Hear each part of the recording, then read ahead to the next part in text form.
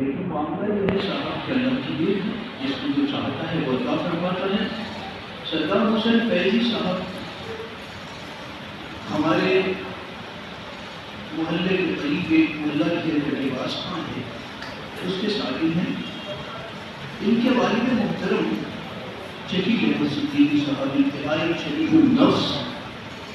تعلیم یافتہ، مہذب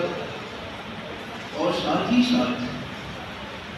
مذہب کے انتہائی پابند، بہترین مسلم، بہترین مومن ان کو کہا جا سکتا ہے۔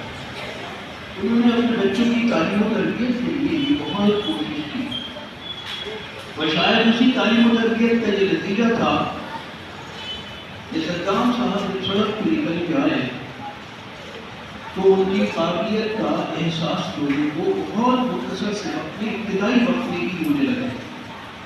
اس سلسلے میں کبھی کبھی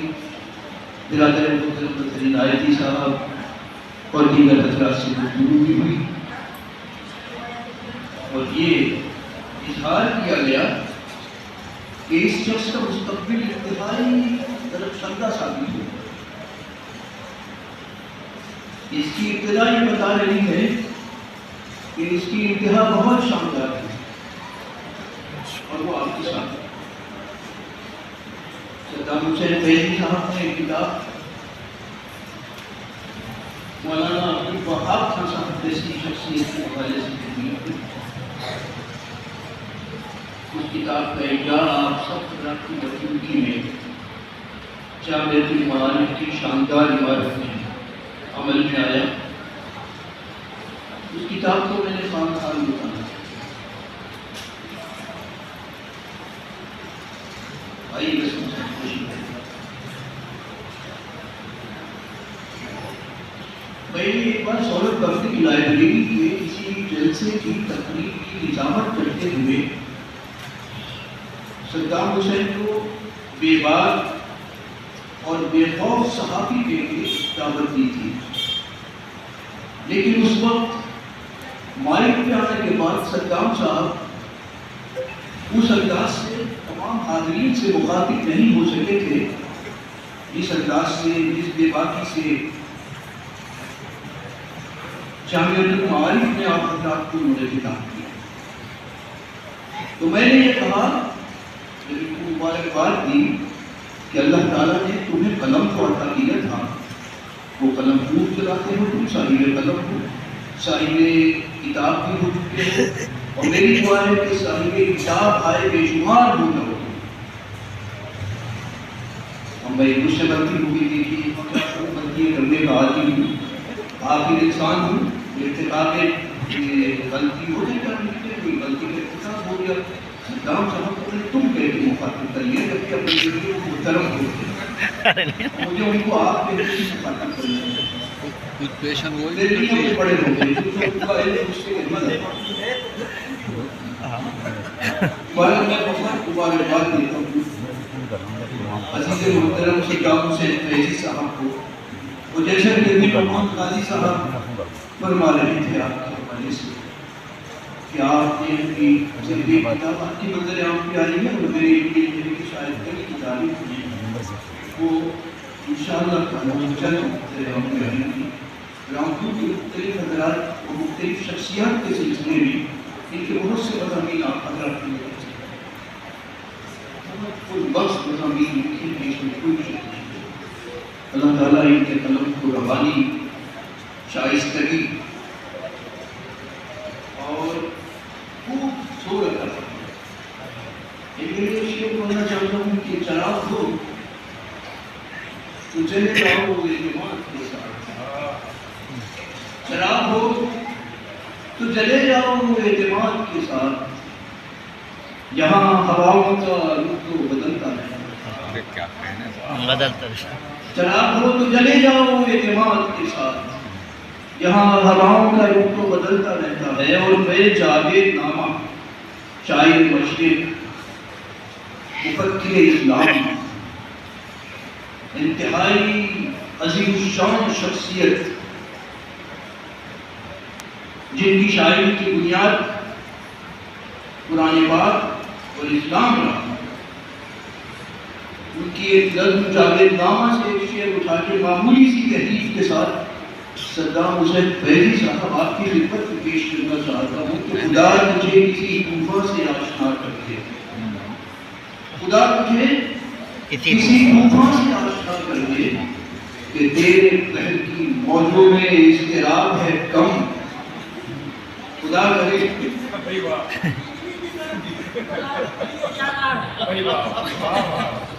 خدا مجھے کسی طوفان سے آشنا کر دے کہ تیرے قہر کی موجوں میں اضطراب ہے کم، اضطراب کم جو میں نے دیکھی ہے کہا جواب اللہ مجھے شاید مشرق کی روح سے بھی معذرت چاہتا ہوں، اس لیے کہ بھائی وہ ہمارا بہت عظیم شان سرمایہ ہے، ہماری قوم کا، ہماری ملت کا، تمام دنیا میں جو ہمارا مسلم رشتہ ہے جیسا ابھی اظہر بھائی نے فرمایا اب ہوا یہ کرتا تھا کہ بہت اچھی تحریر کسی کی شادی کی خبر دی، کسی کے حج سے واپسی پہ آنے کی خبر دی، تو مختلف قسم کی انہوں نے اصطلاحات جو تھی وہ استعمال کی، کہیں کوئی چھپو ایک اور کہیں یہ تقاضا کیا کہ اگر کسی کی آپ خدای کرسی کے لیے جا رہے ہیں تو سیب یا انار یا فلاں چیز لے کے ضرور جائیں، یہ سب جو ہے ان کے بارے میں بھی لکھا کیونکہ ہم لوگ اب آپ سے کچھ اچھی امیدیں وابستہ کرتے ہیں اور ہم یہ سمجھتے ہیں کہ آنے والے مستقبل میں آپ ایسے کارنامے نمایاں انجام دیں گے انشاءاللہ تعالیٰ اپنے قلم کے وسیلے سے جو ہمارے لیے سرمایہ فخر و افتخار ثابت ہوگا۔ تو اس لیے ایک شعر اور پیش کرنا چاہتا ہوں، اس کے بعد آپ سے اجازت چاہوں گا۔ جب ہم کی کالج میں پڑھا کرتے تھے تو پروفیسر تقیالدین نقوی صاحب جو لڑکے شریف تھے، اس زمانے میں وہ ایجوکیشن کا سلسلہ شروع ہو چکا تھا، کچھ حرکتیں کیا کرتے تھے، کچھ شرارتیں کیا کرتے تھے، تو وہ شعر پڑھتے تھے کہ ذرا آہستہ لے چل کاروانے ٹیک و مستی کو، یہ بھی سماج کو مانی دیا آپ کی کام آئے گا۔ جی نعمان قاضی صاحب نے مجھ سے حکم دیا تھا کہ میں کچھ نصیحتیں کروں، میں اس قابل نہیں ہوں کہ نصیحتیں کر سکوں، لیکن میں اپنے اساتذہ کا اور میں نے دیکھی شاعر مشرق مفکر احکام حضرت علامہ اقبال علیہ رحمۃ کا شعر پیش کر کے میں نے یہ کہا کہ آپ تک وہ چیزیں پہنچا سکوں۔ تو ذرا آہستہ لے چل کاروانے کے کہ سدھے ذہن عالم سخت ناہموار ہے ساتھی، اور یہاں ساتھی کو بھی تبدیل کر دیجیے کہ ذرا آہستہ لے چل کاروانے کیف مستی کو کہ سدھے ذہن عالم سخت ناہموار ہے پیسے۔